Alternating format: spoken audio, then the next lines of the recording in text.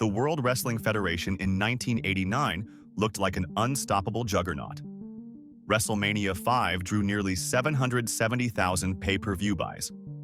Hulk Hogan reclaimed his championship from Randy Savage. The company seemed to be printing money hand over fist. From the outside looking in, this was the absolute peak of Hulkamania. But beneath the surface, 1989 was the year everything began to crack.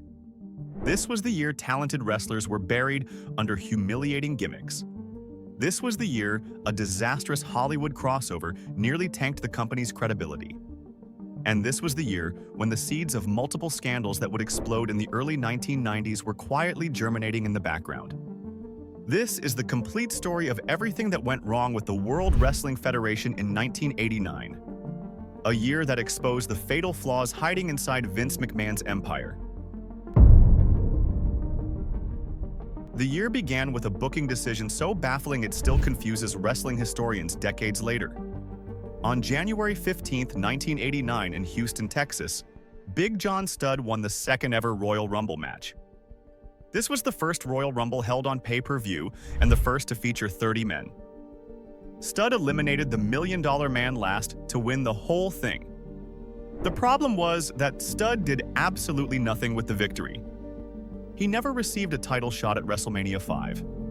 Instead, this supposed Royal Rumble winner was relegated to being a special referee for the Jake Roberts versus Andre the Giant match. A position that made zero sense given that winning the Rumble was supposed to mean something. The entire stipulation had been wasted on someone with no long-term creative plan. The booking became even more pointless when Studd left the World Wrestling Federation by summer of 1989 due to injuries. Multiple sources documented that he put on quite a few bad matches with Andre, Akeem, and Haku on the house shows throughout the year. He was broken down physically and had no business winning the company's second biggest gimmick match.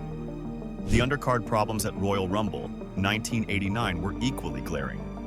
The women's championship match between Rockin' Robin and Judy Martin was universally panned as boring, with a dead crowd that didn't care. King Haku versus Harley Race was described as pretty bad and a methodical bore. The 2 out of 3 Falls match featuring Jim Duggan and the Hart Foundation was called predictable and fit for a house show rather than a pay-per-view. The one notable element was the seeds of the Mega Powers breakup. Hogan accidentally eliminated Savage while trying to eliminate Bad News Brown. This created a tense face-to-face confrontation that even Miss Elizabeth couldn't calm down. The jealousy storyline was building toward WrestleMania. But what that storyline would ultimately do to Randy Savage's career is another problem entirely. WrestleMania 5 on April 2, 1989, at the Atlantic City Convention Hall, is remembered for the Mega Powers Explode main event. Hulk Hogan defeated Randy Savage for WWE Championship in what critics called one of the best matches of 1989. The storyline had been building for over a year. The payoff delivered in the ring. But everything surrounding that main event was a disaster. The Jake Roberts versus Andre the Giant match is widely considered one of the worst WrestleMania matches ever. Andre's physical decline had become painfully obvious by this point. He could barely move. The special referee stipulation with Big John Studd added nothing and made no sense given that Studd was supposed to be a Royal Rumble winner with title aspirations. Critics called it unwatchably terrible. The match existed solely to give Andre something to do on the card. The Brutus Beefcake versus the $1 Million Man match slogged through a dull 10-minute affair before ending in a double countout. No payoff for fans who had invested in the storyline. The $1 Million Man was one of the best heels in the company and deserved better than inconclusive finishes. The Demolition versus Powers of Pain handicap match was dragged down by the inclusion of Mr. Fuji as an actual wrestler. Fuji was a manager. He had no business being in the ring for extended periods. The Brother Love and Roddy Piper segment was drawn out and stupid. Morton Downey Jr. made a celebrity appearance that went nowhere. Even the Run DMC musical performance failed because the acoustics in the building were terrible and audiences could barely hear them. The show felt thrown together despite being the company's biggest event of the year. Contemporary reviews describe the show as produced on a shoestring budget with a notable lack of any celebrity presence compared to previous WrestleManias. The venue choice was the same Atlantic City Convention Hall used for WrestleMania 4. This marked the first and only time WrestleMania returned to an identical venue 2 years running. It felt like the company was coasting on momentum rather than building towards something bigger. But the biggest problem was what the main event result did to Randy Savage's career. Savage's stock was severely damaged by this feud. He spent the next couple years as just another guy on the roster. After losing the title to Hogan, Savage was demoted from world title contention entirely and relegated to working the Zeus angle. A move critics called completely stupid that killed the Macho Man's main event career. Think about that for a moment. Randy Savage was one of the greatest performers in wrestling history. His championship reign had been excellent. His matches were consistently the best on every card. And WWE's reward for all that was to feed him to Hogan and then stick him in a feud with a non-wrestler from a failed movie. The Mega Power storyline made Hulk Hogan look like the bigger star. It made Savage look like a jealous lunatic who couldn't control his emotions. And once Savage lost that main event, he never fully recovered his position in WWE. He wouldn't hold the world title again until 1992, and even then, it was only for a few days before losing it right back. No discussion of 1989 WWE problems is complete without addressing the creative decisions that humiliated talented wrestlers with absurd gimmicks. The Red Rooster became the year's most infamous example. Terry Taylor had been a well-respected technical wrestler in NWA, WCCW, and UWF territories. He was a star babyface with good looks and genuine ability.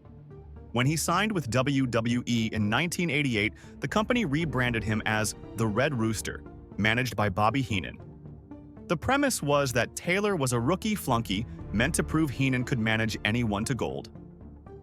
When the gimmick transitioned to babyface after Heenan slapped Taylor on the January 9, 1989 Saturday Night's main event, the humiliation intensified dramatically. Taylor was given red hair dyed into a comb mohawk. He did a rooster strut entrance. He crowed like a rooster. He bobbed his head like a hen pecking for grain. His WrestleMania 5 appearance was a 30-second squash victory over Bobby Heenan himself. A win so meaningless it actually diminished him further. By SummerSlam 1989, he was losing to Mr. Perfect in another squash. At the 1990 Royal Rumble, Andre the Giant eliminated him in just 2 minutes. The Red Rooster killed Taylor's career and he never recovered from it. People will always remember him as that ridiculous character. Taylor left WWE in June 1990 and never recaptured his pre-WWE status. He had been a legitimate star in the territories. WWE turned him into a joke. The worst part is that some sources indicate the gimmick was originally considered for Curt Hennig before they created Mr. Perfect instead. WWE nearly destroyed 2 careers with the same terrible idea. Dusty Rhodes received arguably even more humiliating treatment than Terry Taylor. The 3-time NWA World Champion and one of wrestling's most legendary performers debuted in WWE on May 29, 1989, wearing yellow polka-dotted singlets and headbands. Promotional vignettes showed him doing working-class jobs like plumber, gas station attendant, and taco cook. Many believed this was Vince McMahon's deliberate revenge on a former competitor. The character Virgil, who served as the $1 Million Man's bodyguard, was already named after Dusty's real first name as an inside joke. Now Rhodes himself was being forced to dance around in polka dots like a clown. Jim Ross believed the polka dots were intentional humiliation. Teddy Long offered a different perspective, saying that even though Vince put him in the polka dots, Dusty overcame it. Dusty was a guy who would get anything over no matter what you did to him. But that doesn't excuse the treatment. Dusty's son Cody Rhodes has publicly expressed frustration over his father's WWE run. Here was a man who had been one of the biggest draws in wrestling history. A man who had sold out stadiums across the country. A man whose promos are still studied by wrestlers today. And WWE put him in polka dots and had him dance with Sapphire. Barry Windham's Widowmaker gimmick was another casualty of WWE's creative bankruptcy. The former NWA United States champion was considered one of the best workers of his generation. He had been a four horseman. He had main evented against Ric Flair. He was a legitimate star. Wyndham returned to WWE in June 1989 as an ill-defined heel cowboy character called the Widowmaker. He went undefeated for 4 months but was never given meaningful feuds or storylines. Nobody knew what WWE wanted to do with him. By October 1989, he left the company. As one critic noted, if you went to the bathroom, you missed his entire Widowmaker tenure. WWE had one of the best wrestlers in the world under contract and completely wasted him. Throughout 1989, Hulk Hogan maintained an iron grip on WWE's creative direction that critics argue damaged the entire roster. Hogan himself admitted to using backstage politics in an Orlando Sentinel interview. He said that once he got in the top spot, he had to use politics to keep the spot. He said everybody goes, well, Hulk Hogan was a politician, and his response was, thank God he was. That's why he made more money than anybody, and that's why he kept the belt longer than anybody.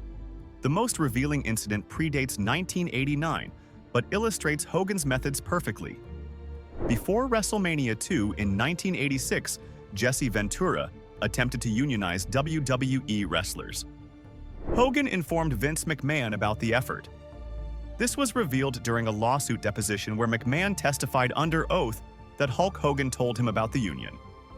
Ventura's reaction when he discovered the betrayal was devastating. He said it was like someone punched him in the face. This was his friend, and he thought Hogan betrayed him. Ventura explained that if you come from the business from the territory days, the worst thing you can be accused of being is an office stooge. That's somebody who rides around with the boys and pretends he's one of them, but all the while he's listening to the gossip and reporting it back to the promoters. The Mega Powers storyline had real-world tensions behind it. According to multiple sources, Randy Savage blamed Hulk Hogan for problems in his personal life. There are accounts from Brutus Beefcake and Jimmy Hart that Savage punched Hogan backstage at WrestleMania 9. The personal heat allegedly began during the 1989 storyline. Bret Hart's assessment of Hogan was brutal. Hart said that when he looks back on his career and the wrestling industry, Hulk Hogan never helped build new stars. He never helped anybody else after his time being the top guy. He would rather see the company sink than actually come back and help make the next star. By late 1989, Hogan and Ultimate Warrior had steamrolled every established heel on the roster. Savage, Ted, Bossman, Akeem, Bad News Brown, Andre the Giant, Haku, Rick Rude, Dino Bravo, and even Zeus had been made to look like losers time and time again. The roster depth was being destroyed to protect two top babyfaces who refused to put anyone over. The Ultimate Warrior's 1989 push revealed fundamental problems with WWE's creative philosophy. His limitations as a worker were severe. His moveset consisted entirely of punches, clotheslines, shoulder blocks, gorilla press slams, and a running splash. He had no psychology. He had poor timing. He couldn't be trusted to call matches in the ring. Jim Ross compared Warrior unfavorably to Sting.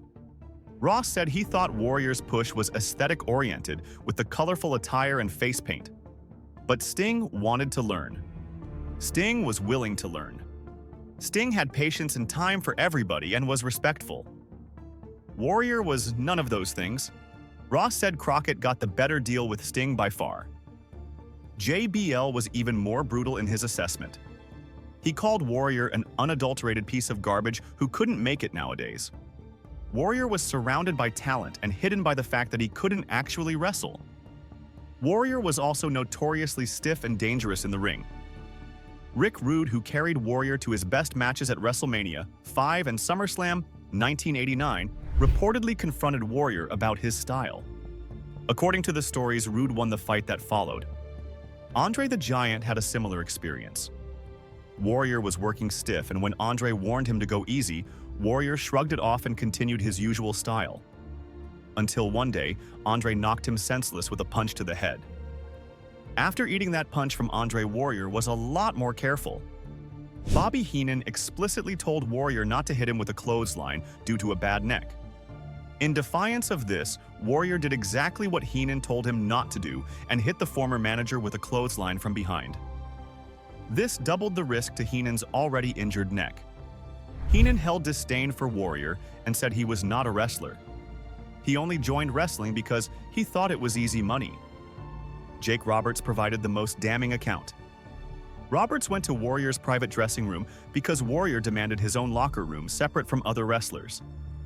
Warrior's greeting was to tell Roberts that he didn't care anything about his family. He didn't care anything about Roberts. He didn't care anything about wrestling. He just wanted to do his stuff. He told Roberts not to miss a show because if Roberts missed a show, he was messing with Warrior's money. Pro Wrestling. Illustrated named Warrior vs. Andre the Giant as Worst Feud of the Year for 1989. A telling indictment of how Warrior's one-sided squash matches were being received by even casual fans. The Zeus storyline represents one of WWE's most embarrassing creative decisions of the decade. They pushed a completely untrained non-wrestler into main event angles because he appeared in Hulk Hogan's failed movie. No Holds Barred was released on June 2, 1989 with an $8 million budget. The critical response was savage. Rotten Tomatoes shows a 10% approval rating. Siskel and Ebert both gave thumbs down and listed it among the worst films of 1989. Gene Siskel wrote that No Holds Barred is utterly lacking in the campy quality of the World Wrestling Federation telecasts. The Washington Post called it charmless, stupid, and badly made. The Philadelphia Inquirer wrote that to watch Hogan is to behold the craft of acting placed in a half Nelson and gleefully choked to death. The film opened at number 2 behind Indiana Jones and The Last Crusade, with just under $5 million.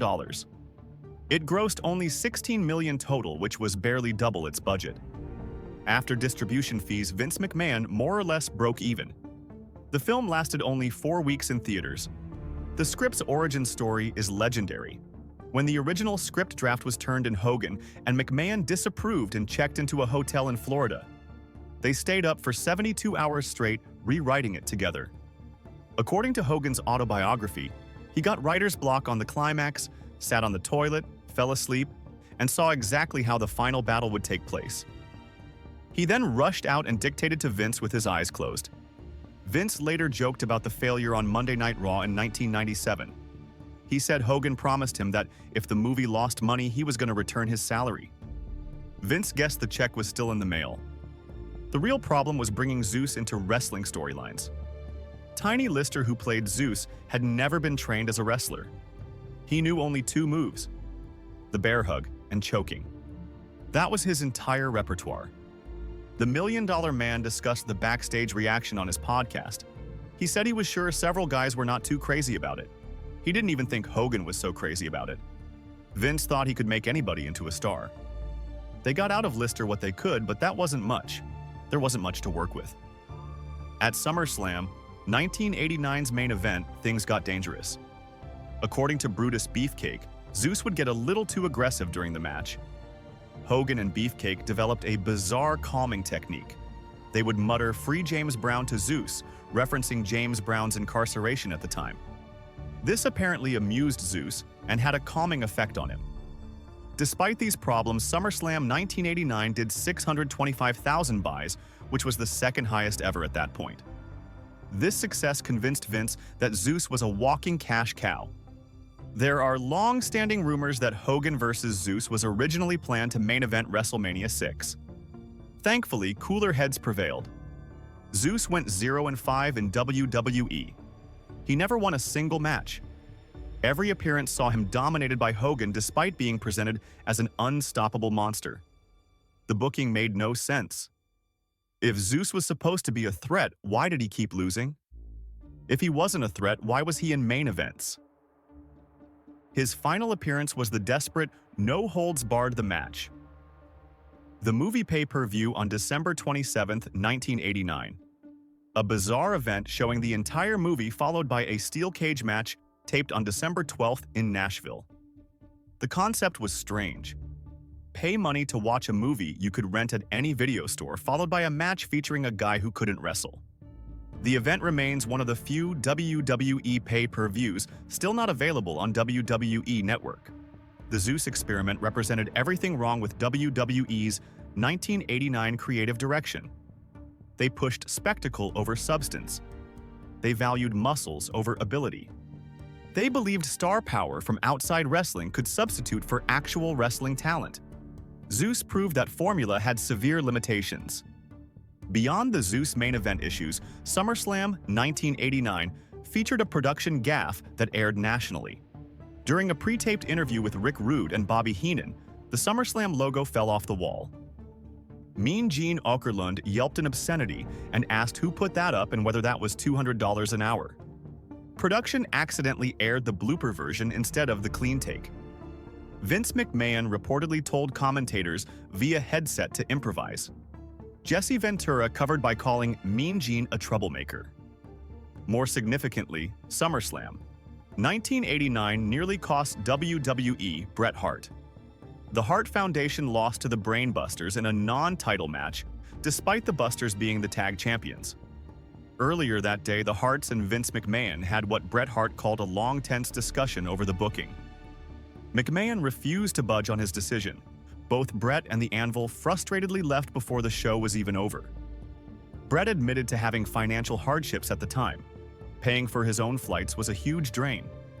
Brian Pillman gave Bret Ric Flair's phone number, and Bret contacted WCW about jumping ship. Only when his proposed WCW salary proved negligible compared to his WWE pay did he decide to stay.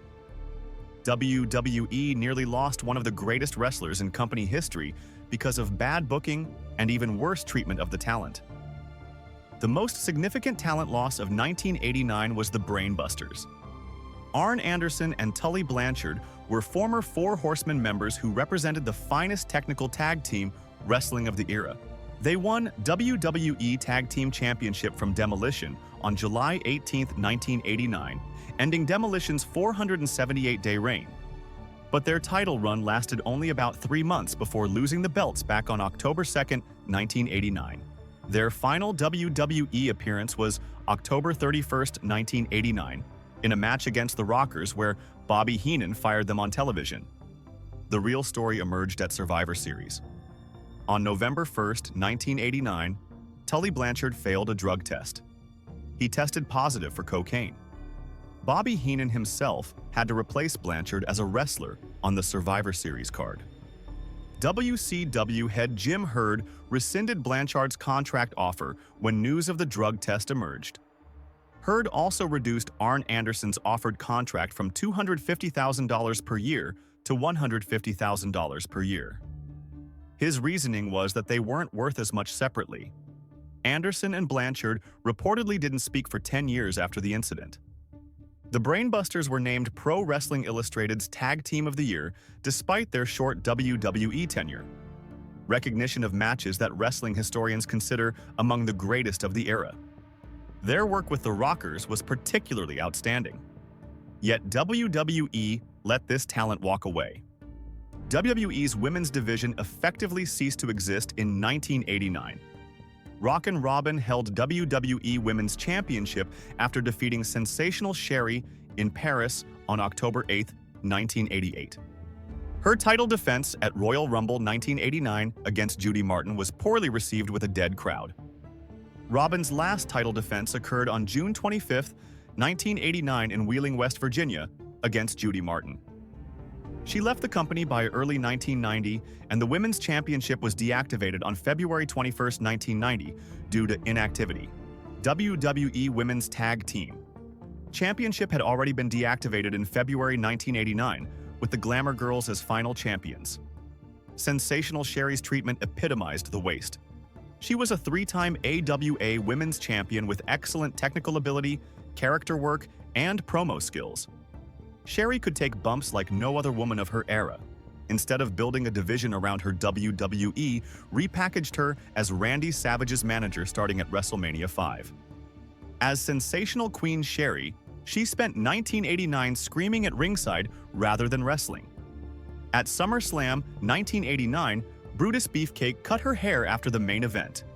A talented performer reduced to a prop. The women's division went dormant until 1993 when Alundra Blaze was brought in. The Million Dollar Man remained one of wrestling's greatest heels in 1989 without ever holding WWE Championship. After losing to Randy Savage in the WrestleMania 4 tournament finals, Ted was given the Million Dollar Championship. It was unveiled on the Brother Love show on March 4, 1989, and reportedly cost approximately $40,000 to $50,000 to make. The creative reasoning came from Pat Patterson, who told Ted to consider what happens if he doesn't win the world title, because that's what the people were expecting. Patterson suggested creating a championship just for Ted. Ted accepted this reasoning, saying that getting over was more important to him than having a belt. Throughout 1989, Ted feuded with Jake Roberts and aligned with Zeus for Survivor Series. He never received a clean world title victory despite being arguably the perfect heel to carry the championship. Curt Hennig, the former AWA World Heavyweight Champion, went undefeated on WWE television for over a year as Mr. Perfect. Throughout 1989, he beat mid-card wrestlers including Brian Blair, Ronnie Garvin, Coco B. Ware, Blue Blazer, Red Rooster, Jimmy Snuka, Tito Santana, and Bret Hart. His first loss came on December 13, 1989, to Hulk Hogan, ending his streak. Despite being called the very best worker I ever touched by Lanny Poffo, Hennig was kept at the mid-card level throughout 1989. He didn't win the Intercontinental Championship until May 1990. Hulk Hogan himself praised Hennig, saying everybody would check their egos at the door when they came to a building that Curt Hennig was in. You couldn't outwork him. You couldn't outshine him. You couldn't outperform him. Yet WWE refused to elevate him beyond the mid-card. Rick Rude defeated Ultimate Warrior for the Intercontinental Championship at WrestleMania 5, then lost it back at SummerSlam 1989 due to Roddy Piper's interference. He spent the rest of 1989 feuding with Piper. Both brawled to a double count out at Survivor Series. Rude was clearly the best heel WWE had during the late 1980s, according to multiple wrestling historians. But he reportedly had only one title shot against Hogan and lost. Hogan allegedly refused to work with Rude due to his reputation for having a bad temper. Owen Hart debuted in WWE in 1988 as the Masked Blue Blazer, a superhero character that completely failed. WWE chose to mask him rather than promote him as Bret's brother. His 1989 consisted of losing to the Million Dollar Man and Mr. Perfect on television.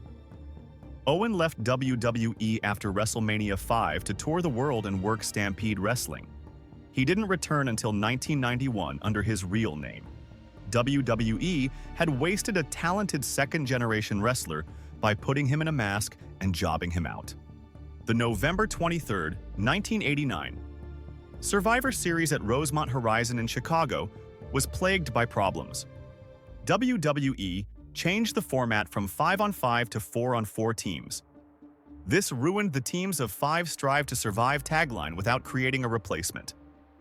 The format change seemed arbitrary and unnecessary. The show was criticized as really kind of a pointless pay-per-view in terms of advancing any feuds or angles. Nothing was settled. No storylines reached satisfying conclusions. The main event matches were the two that dragged the show down the most. The Hulkamaniacs vs. Million Dollar Team match featured 3 disqualification eliminations, which critics called too much. That nearly 30-minute match was called one of the more boring of its length. The crowd grew restless as elimination after elimination came via count-out or disqualification rather than pinfall. The Ultimate Warriors vs. Heenan family match suffered similar problems. It was predictable from the opening bell. Everyone knew Warrior would dominate. The suspense was non-existent. The roster was in chaos behind the scenes. Tully Blanchard had been fired for failing a drug test just weeks before the show. Bobby Heenan himself had to replace Blanchard as a wrestler on the Survivor Series card. A manager forced to wrestle because of a last-minute roster emergency. Arn Anderson worked his final WWE match before returning to WCW. The Brainbusters were done. Akeem was injured weeks before the event. Bad News Brown was a late replacement requiring Vince McMahon to redub Brown's name in the introduction audio during post-production. The patchwork nature of the card was obvious to anyone paying attention. The predictability was crushing. Everyone knew Hogan and Ultimate Warrior would dominate their respective matches. Critics resented the format change and said it made for a very predictable show. By the end of the night, nothing felt different than before the show started. Saturday night's main event ratings told the story of WWE's erosion. The show peaked at an 11.6 rating in March 1987, which was the highest ever NBC late-night rating. The main event special drew a 15.2 rating with 26.64 million viewers in February 1988 for the Hogan vs. Andre rematch. Those were massive mainstream numbers that made wrestling appointment television. By November 1989, Saturday night's main event had fallen to an 8.7 rating. That's a significant drop from the peak. The trajectory was clearly downward. This wasn't just natural decline.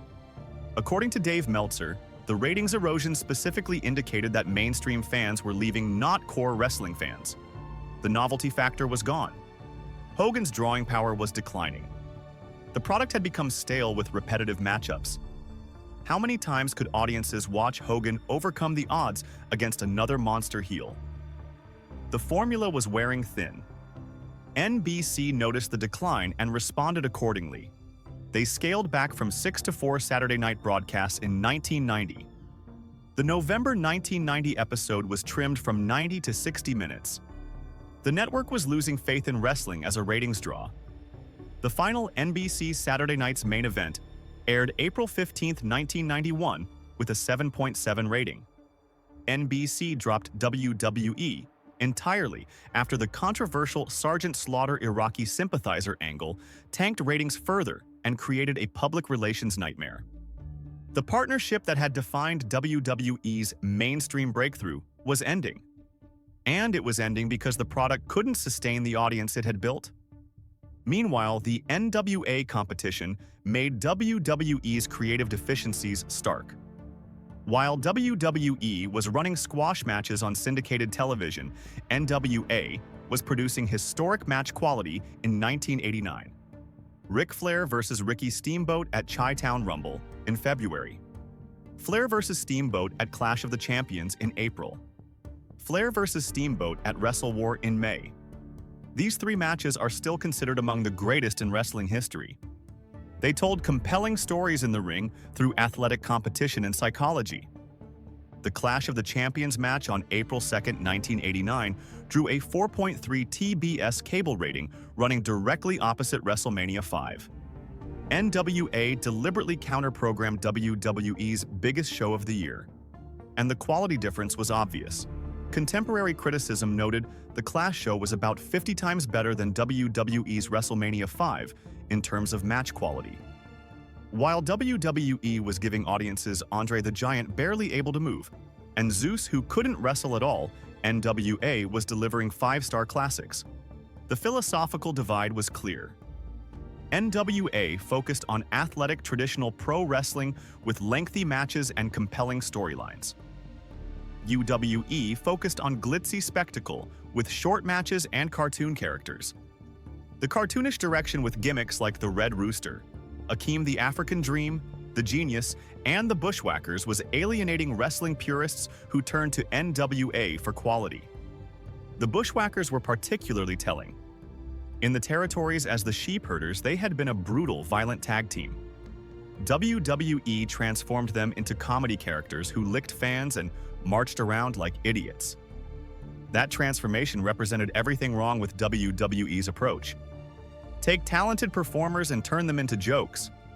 The seeds of the controversy that would shake professional wrestling in the early 1990s were already firmly planted by 1989. At the center of it was Dr. George Zahorian, a Pennsylvania urologist who served as a state-appointed ringside physician at WWE events. Beginning in the early 1980s, Zahorian developed close relationships with wrestlers, supplying them with performance-related substances and prescription medications. During testimony years later, Zahorian stated that nearly all of his clients during that period were WWE wrestlers. Zahorian became a familiar presence at television tapings. Through the spring of 1984, WWE regularly filmed back-to-back nights in Allentown and Hamburg, Pennsylvania, creating a consistent meeting point. Wrestlers would also receive shipments sent directly to their homes, arenas, and even company offices. Fan newsletters from the era occasionally made vague references to wrestlers traveling to Pennsylvania to get into better shape, hints that only made sense in hindsight. Bret Hart's autobiography. Hitman provides some of the clearest first-hand insight. In a diary entry from September 8, 1985, Hart described standing in line outside Zahorian's room, watching wrestler after wrestler leave carrying grocery bags filled with supplies. Hart even noted seeing company executives among those visiting the doctor. Hart went on to describe his own visit, a brief check of his vitals, followed by a straightforward cash transaction similar to what he had just witnessed. According to Hart, it wasn't unusual for wrestlers to acquire so much material that they couldn't fit it in their luggage and had to ship it home separately. Federal investigators later documented that Zahorian had distributed substances to more than 40 professional wrestlers, most of whom were under contract with WWE at the time. Individuals named in court proceedings included several of the biggest stars of the era, as well as senior company leadership. A major turning point came on July 1, 1989. A new Pennsylvania Professional Wrestling Act, ironically supported by WWE, reduced state oversight and required promoters to hire their own ringside physicians. For the first time, WWE would be directly responsible for choosing its medical personnel. Anita Scales, Titan Sports Director of Compliance and Regulations, later testified that she refused to assign Zahorian due to long-standing rumors surrounding him. Zahorian repeatedly tried to regain his position. Pat Patterson contacted Scales on his behalf, explaining that the wrestlers preferred Zahorian. Road agent Jay Strongbow echoed the request, saying the talent relied on him. Scales refused. When she raised the issue with Linda McMahon, she testified that Linda told her to defer to Patterson's wishes. On December 1, 1989, Linda McMahon sent a confidential memo to Pat Patterson. The memo warned that the state of Pennsylvania was likely preparing an investigation into illegal substance use within professional wrestling. A state official had reportedly told a WWE attorney that investigators were already aware of Zahorian and his relationship with the company. The memo concluded that continuing to involve Zahorian was no longer advisable. Vince McMahon agreed and instructed Patterson to inform Zahorian that he should no longer appear at events, while also discreetly alerting him to potential government action. According to Zahorian's trial testimony, Patterson called and asked if he was calling from his office, then told him to call back from a payphone. Patterson allegedly told Zahorian to find all information he had pertaining to the wrestlers and destroy this information immediately. Prosecutor Sean O'Shea highlighted this in his closing argument. He asked, "When was the last time you called your family doctor and said, 'Where are you?' And if you're in your office, you better go to a payphone and call me back." That's how drug dealers talk. More than any other wrestling promotion, WWE was a big man's territory where muscular physiques took precedence over wrestling ability. This preference impacted the entire company. The in-ring style was largely glacial and ponderous. The rings had less give because of the need to support additional weight. When Hogan pursued Hollywood, McMahon's chosen replacement was Ultimate Warrior, a man with muscles on top of muscles. He had muscles where his talent should have been. That, to McMahon, was enough. The 1989 Royal Rumble's super pose-down between Ultimate Warrior and Rick Rude epitomized this physique-focused culture. It was essentially a bodybuilding competition within wrestling. Meanwhile, talented smaller wrestlers languished. Bret Hart remained in the Hart Foundation tag team. Shawn Michaels was in the Rockers tag team. Owen Hart was losing matches as Blue Blazer. Jake Roberts was stuck in the upper mid-card. Technical wrestling didn't translate to WWE's entertainment-focused presentation. This wouldn't change until 1992, when Bret Hart finally got pushed.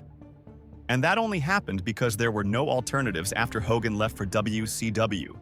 The no-holds-barred failure should have been a wake-up call about the limits of WWE's crossover appeal. Instead, Vince McMahon doubled down on spectacle over substance. The talent being pushed couldn't actually wrestle, while the talent who could wrestle or polka dots or rooster costumes. Consider the talent that was misused or underutilized in 1989. The $1 Million Man never got a world title reign despite being the perfect heel champion. Mr. Perfect was kept in the mid-card despite being one of the best workers alive. Rick Rude was fed to Ultimate Warrior despite being a far superior performer. Owen Hart was masked and jobbed out. Jake Roberts was stuck in meaningless feuds. Dusty Rhodes was humiliated in polka dots. Terry Taylor was destroyed by the Red Rooster gimmick. Barry Windham came and went without anyone noticing. Meanwhile, the wrestlers who got pushed were Hulk Hogan, who refused to put anyone over, Ultimate Warrior, who couldn't actually wrestle, and Zeus, who had never been trained at all. 1989 looked like WWE's peak. WrestleMania 5 buy rates, mainstream media attention, Hulkamania running wild. But the rot was already spreading. Within 3 years, the trial would dominate headlines. The Ring Boy scandal would break. Ratings would collapse. The company would face an existential crisis that nearly put them out of business. And for anyone paying close attention in 1989, the cracks were already visible. The golden era was already ending even as the money kept rolling in. WWE in 1989 was a company that believed its own hype. They thought Hulkamania would run forever. They thought muscles mattered more than talent. They thought they could push anyone to the moon regardless of ability. They were wrong about all of it.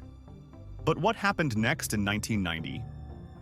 Check out our video to find out. Like and subscribe for 100 years of luck. Until next time.